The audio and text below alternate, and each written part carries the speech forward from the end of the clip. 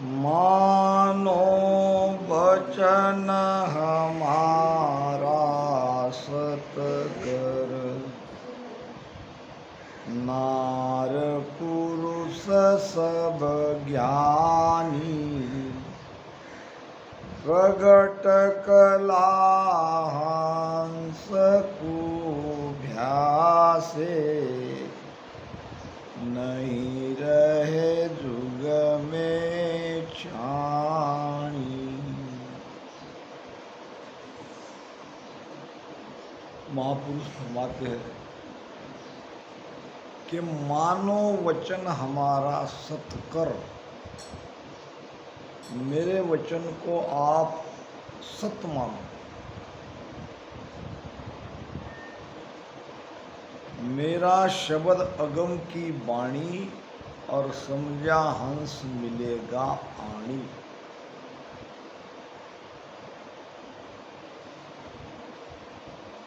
मेरे वचन को अगर आप सत्य नहीं मानते हो तो आपको यहाँ कुछ मिलने वाला नहीं है। जे नर झूठ जानसी मोने, से झूठा फल पावे, और साच जानकर शरण गहेरे, से अमरापुर पावे।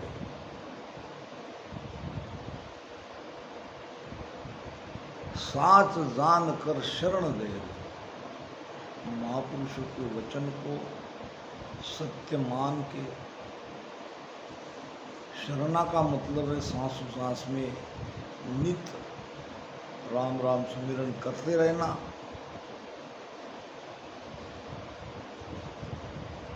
वे ही जीते जी अमरलोक में जाएंगे। तो सभी स्त्री पुरुष को महाराज समझा रहे हैं कि ये राम राम भजन करने से क्या होता है। हमारे सेठ साहब ने बहुत बढ़िया साखी सुबह मुझे बताई राम नाम के महत्व के बारे में, और सभी संतों की इस राम नाम के बारे में क्या आस्था है, उन्होंने क्यों महत्व दिया है, ये उन्होंने लिखा है। बहुत बड़ी बात है। महाराज कहते हैं कि सत्य स्वरूप मिलन को सत्य है। ये सत्स्वरूप हमारे घट में सत्य आने से ही मिलता है। हमें बाहर भी हमारा आचरण सत्य चाहिए, तो भीतर भी सत्य के साथ हमारी सुरती रात दिन लगी रहनी चाहिए। ये ऐसा कब होता है? वो प्रेम नेम बिना भारी भी, वो प्रेम आना चाहिए। प्रेम आता है नेम से भजन करने पर। जब तक इस राम नाम को नेम से हम रटते नहीं, तब तक प्रेम आता नहीं, और प्रेम आते ही वो नियंचर, वो कुदरत कला जागती है। महाराज कहते हैं कि प्रेम जग्यो हर नाम प्रकाशे, एक दिवस भर ढीलन पासे, दुर्लभ प्रेम वो आवे नाही, तब लगनावन जाग्यो भाई। बड़ा कठिन है परमात्मा से प्रेम करना, परमात्मा से प्रेम लगना दुर्लभ है, कठिन है। मगर ये जब तक दुर्लभ चीज, ये कठिन प्रेम हमारे घट में नहीं आता, तब तक नाम की जागृति नहीं होती। साहिब पाया साच सु सतगुरु के प्रताप, और सुखिया अंतर आत्मा दर्शा आपो आप। सदगुरु का प्रताप क्या है? सदगुरु से प्रेम करना ही सदगुरु का प्रताप है। जो कोई सदगुरु से प्रेम करके श्वासोश्वास में राम राम रटन करेगा, उसके घट में ये प्रेम भी जगेगा, ये कुदरत कला भी जगेगी। सगुण भक्ति का प्रमाण है। प्रेम को समझाने के लिए दे रहा हूँ। ये कोई सगुण भगवान विष्णु का भगत, भगवान विष्णु को देखने के लिए उसका नाम ले रहा था एक पेड़ के नीचे बैठ के। उसकी यही इच्छा थी कि प्रभु मुझे मिल जाए, मैं उसे देख लूं। सालों से बैठा रहा। एक दिन नारद जी वहीं से जा रहे थे। नारद जी तो 3 लोक में गमन करते ही रहते हैं। अब नारद जी जैसे संत सामने से जा रहे थे तो वो भगत भागा भागा आया, उनके चरण में गिर गया। हे प्रभु, धन्य हो गई आपकी, आज दर्शन हुआ, मुझ पर बहुत बड़ी कृपा हुई। मेरी एक प्रार्थना है, आप तो 3 लोक में गमन करते हो, अब के बार जब वैकुंठ में जाओगे तो भगवान विष्णु को मेरे बारे में पूछना। नारद जी ने कहा, क्या पूछूं? यही पूछना कि मुझे आपका दर्शन कब होगा, भगवान विष्णु मुझे कब मिलेंगे। नारद जी ने ठीक है करके वहाँ से चले गए। भगत दोबारा परमात्मा का नाम लेने में लग गया।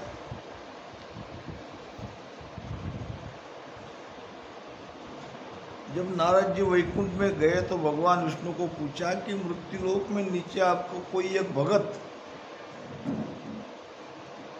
आपका नाम ले रहा है, आपको याद कर रहा है और उसकी इच्छा है कि वो आपको देखे, तो मुझे उन्होंने आपको पूछने के लिए कहा है कि भगवान मुझे बताओ कि उस भगत को आपका दर्शन होगा या नहीं होगा, होगा तो कब होगा। तो भगवान विष्णु ने कहा कि जाओ उस भगत को कह दो कि मैं उन्हें दर्शन जरूर दूंगा, मगर कब, जिस पेड़ के नीचे वो बैठा है उतने बरस तक उसे नाम लेना पड़ेगा। और पेड़ था इमली का। इमली समझते हो, बारीक बारीक पत्ते रहते, असंख्य पत्ते रहते।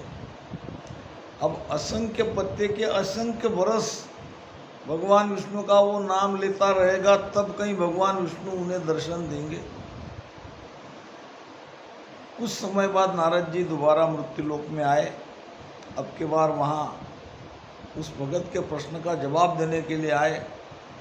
नारद जी को दोबारा आते देख मन में प्रेम के भाव से वो जाके उनके दर्शन किया, चरण छुए, पूछा, भगवान मेरे प्रश्न का उत्तर लाए हो, मैंने तो आपको कुछ बरस पहले पूछा था।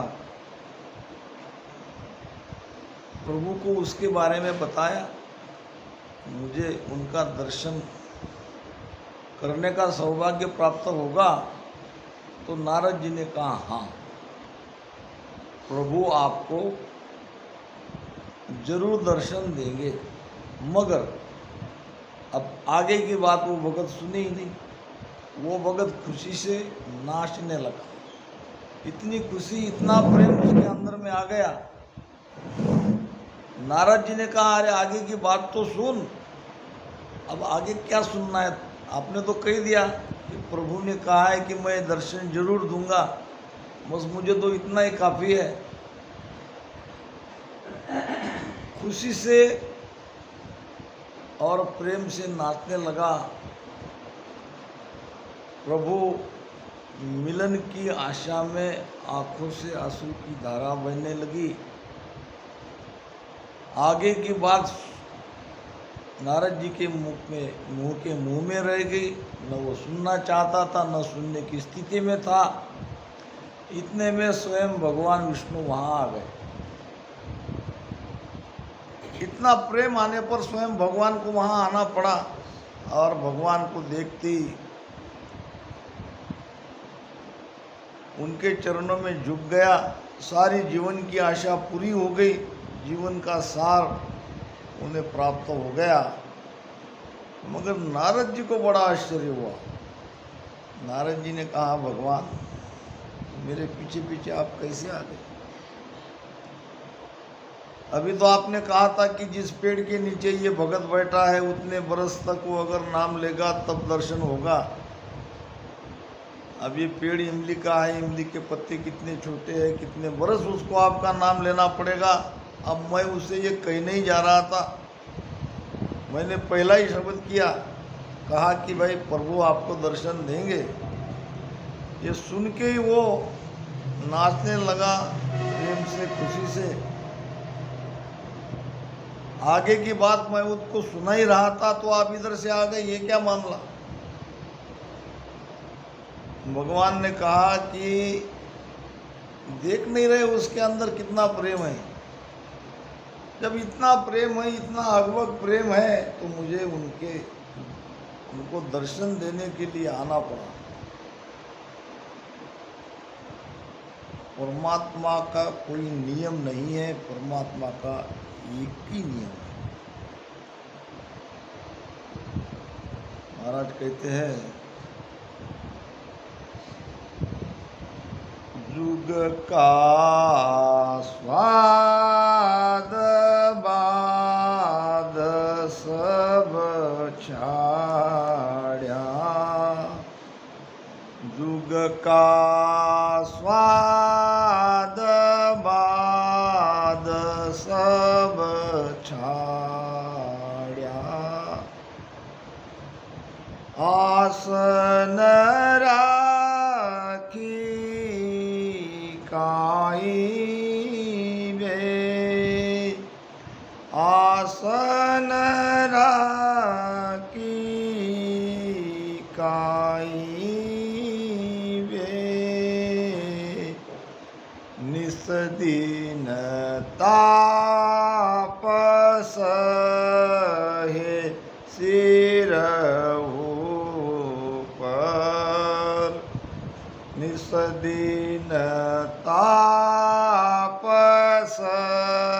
है सिर ऊपर, काय चूक रही माई बे, काय चूक रही माई बे, अटकर यो रे साधु, अटकर यो रे, अटकर यो रे साधु, अटकर यो रे, कोई मोज मेर लगाओ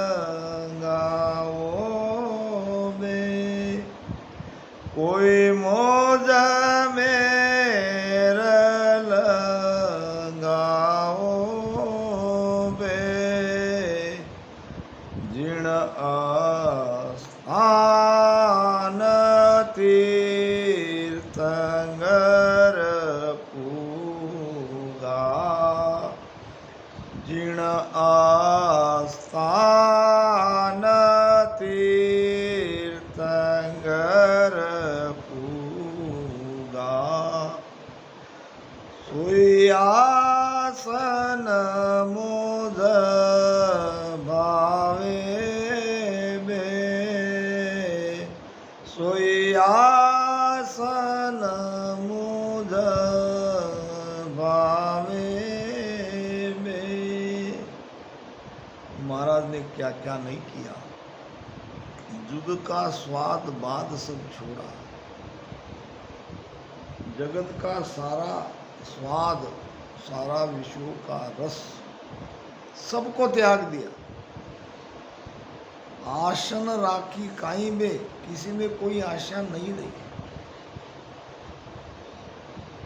किसी भी भौतिक सुखों की आशा न रखते हुए संसार का सारा स्वाद, विश्व का सुख सब छोड़कर भी वो जो पाना चाहते थे वो नहीं पा सके। निस्दिन ताप रहे सहे सिर ऊपर, ये सारी ताप रात दिन परमात्मा न मिलने की तरफ, ये सब कुछ सहा। अब क्या चूक हुए, क्या गलती हो गई, ऐसा क्या करने का बाकी रह गया जो कि वो राम जी मुझे नहीं मिले। ध्यान रखे, केवल पूरा राम राम रटोगे, सासू सास में भी रटोगे, उसमें प्रेम नहीं लाओगे तो राम नाम रटन करने का गुण भला ही आपको मिल जाए, मगर वो कुदरत कला नहीं जगेगी। महाराज कहते कि सब धर्म छाड़ राम हम रटिया, नाव कला नहीं जागी। सारे धर्म को छोड़ के एक ही राम नाम को पकड़ा और उसका रटन किया, फिर भी नाम की कला नहीं जगी। फिर कोई ये कहेगा कि भाई ठीक है, आपने राम राम तो रटन किया मगर सदगुरु के शरण में नहीं गए। तो महाराज कहते कि ऐसा भी नहीं किया। सब धर्म चाड़ राम हम रटिया, नाव कला नहीं जागी। सदगुरु जाय किया हम ऐसा जारी, सूरत विगन दिस लागी। सदगुरु भी ऐसा किया जिसकी सुरती अखंड ब्रह्मांड में लगी है, और आन उपासना सारे धर्म को छोड़ के एक राम राम का रटन किया, फिर भी नाव कला नहीं जागी। ध्यान लगा नहीं होगा। महाराज कहते कि ध्यान सकल साधन कर देखा, नाव न पायो कोई। सारे ध्यान करके देख लिया, वो नाम की जागृति नहीं हुई, वो कुदरत कला नहीं जगी। क्या कारण रह गया? कारण एक ही रह गया, वो प्रेम नहीं ला सके। वो जो अकबक प्रेम चाहिए, वो प्रेम ही कुदरत कला जगाता है। ये वचन महाराज के हमको सत्य मान के भजन करना है कि मानो वचन हमारा सतकर नार पुरुष सब ज्ञानी। हे ज्ञानियों, सभी मेरे इस वचन को सुनो, समझो, मानो कि प्रगट कला हंसकु व्यासे, ये कोई छिपी हुई बात नहीं है। ये कुदरत कला प्रकट हमारे तुम्हारे घट में जागृत होती है, और इसके लक्षण प्रकट हमारे अंदर आते हैं। जैसे कि शरीर वाइब्रेट होता है, गूंजता है, कंपन होता है।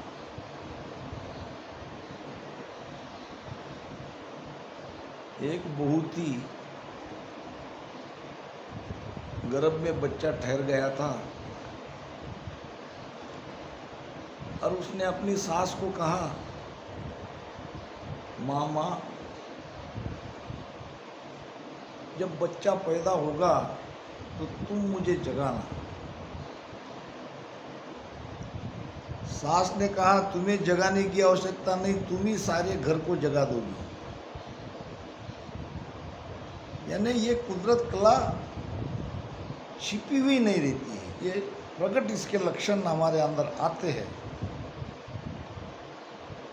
नहीं रहे जुग में छाणी, यानी जगत में छिपी हुई नहीं रहती है। इसलिए हमको केवल इतना ही समझना है कि हम राम राम कर रहे हैं। ये चीज़ हमारे घट में आई कि नहीं है? आई है तो बहुत बड़ी बात है, नहीं है तो क्या कमी है? वो कमी हमको ढूंढ के दूर करनी है। क्यों? पीछे सकल जुरोगे भाई, अनबे सुन सुन सारा, ऐसा संत फेर इन जग में, कोई समयो प्रगटन हारा।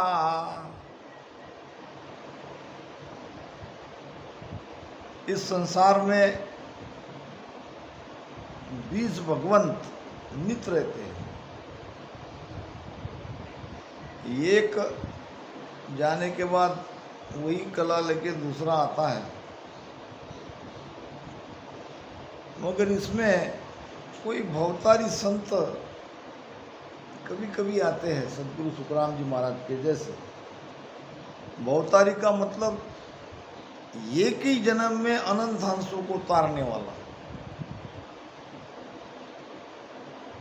ऐसा भवतारी संत जब इस संसार में प्रकटते हैं,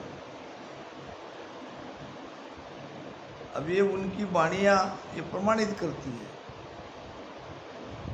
अगर ऐसे महापुरुष प्रकट होने पर भी हम ये कुदरत कला, ये सत कला हमारे घट में नहीं जगा पाए, एक बात जरूर समझ लो कि दोबारा मनुष्य शरीर हमको मिलता है, उसमें भी हमारा मोक्ष नहीं हुआ तो तीसरी बार मिलता है, उसमें भी नहीं हुआ तो चौथी बार तो हमको उस सत्स्वरूप में जाना ही जाना होता है। मगर ये कब? महाराज ने एक भजन में कहा है,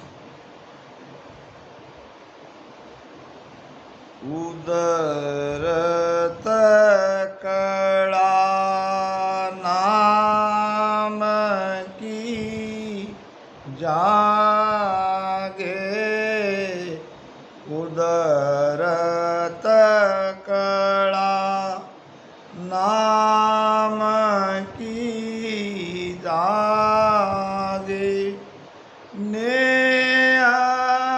अंचरतन माही, केवल बीज असल वो संतो, केवल बीज असल वो संतो, और वो पावन काई, बांधा मोक्ष के जनदासी,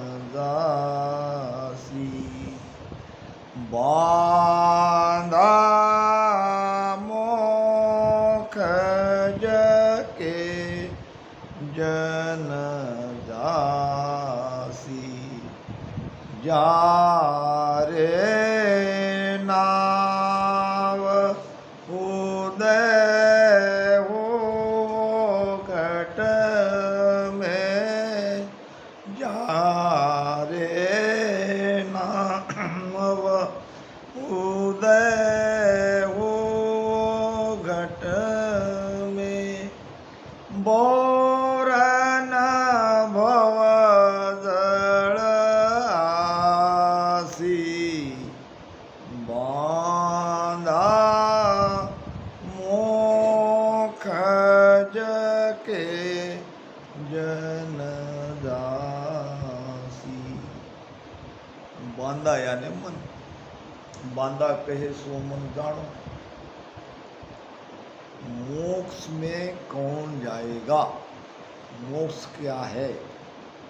मोक्ष किसे कहते हैं? क्या है मोक्ष की परिभाषा? मोक्ष का अर्थ है बंधन से मुक्त हो जाना। जैसे मैंने कल भी कहा था, आज भी कहूँगा, मोक्ष की स्थिति कैसी होनी चाहिए। हमारी माता जी के बारे में बताया गया था कि जीते जी घर में रहते हुए भी घर से अलग हो जाना, कोई बंधन उसे बांध नहीं सकता, किसी के बंधन में नहीं है, अपनी मस्ती में अपने आनंद में मस्त है, और जब समय आया शरीर छोड़ के निकल गए।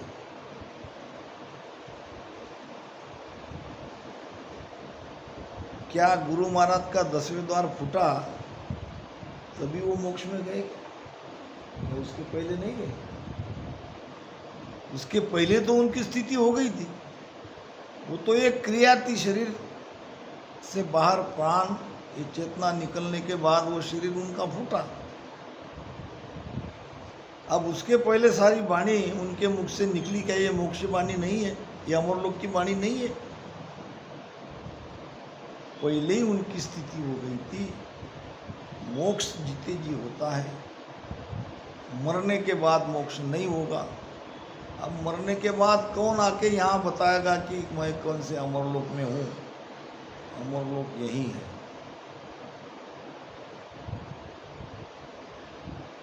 बंधन से मुक्त होने का नाम ही मोक्ष है। वो बंधन से बंध गया एक बिचारा जीव,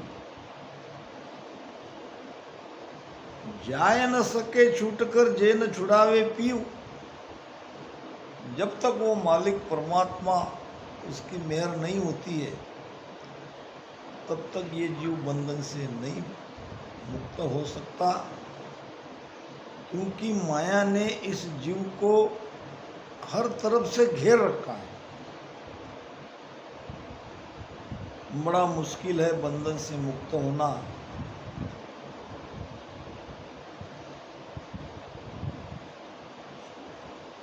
एक महात्मा जी अपने शिष्य को उपदेश दे रहे थे कि बंधन में हमको किसी ने बांधा है कि हम बंधन में बंधे हैं। अब कोई ये कह रहा था कि गुरुजी बंधन में तो हमको किसी ने बांध रखा है, नहीं तो हम तो बंधने वाले नहीं हैं। कोई कहता है कि हम स्वयं ही बंधे हैं। एक जवाब नहीं आ रहा था। फिर गुरुजी ने कहा, देखो बच्चों, सामने रास्ते पे क्या दिख रहा है? सामने एक व्यक्ति गाय को रस्सी से खींच के ला रहा था, ले जा रहा था। गाय खींची नहीं जा रही थी, वो जोर जबरदस्ती से खींच रहा था। गुरुजी ने पूछा, नीचे देखो क्या दिख रहा है? तो शिष्यों ने कहा, गुरुजी एक व्यक्ति गाय को खींच रहा है, अब इसमें बंधन में कौन है, मुक्त कौन है? सभी शिष्यों ने जवाब दिया, बंधन में तो गाय है, मुक्त तो आदमी है, क्योंकि बंधी हुई तो हमें गाय दिख रही है। फिर एक शिष्य को भेज के उस व्यक्ति को कहा कि थोड़ा गाय को तुम खुला करो, छोड़ दो।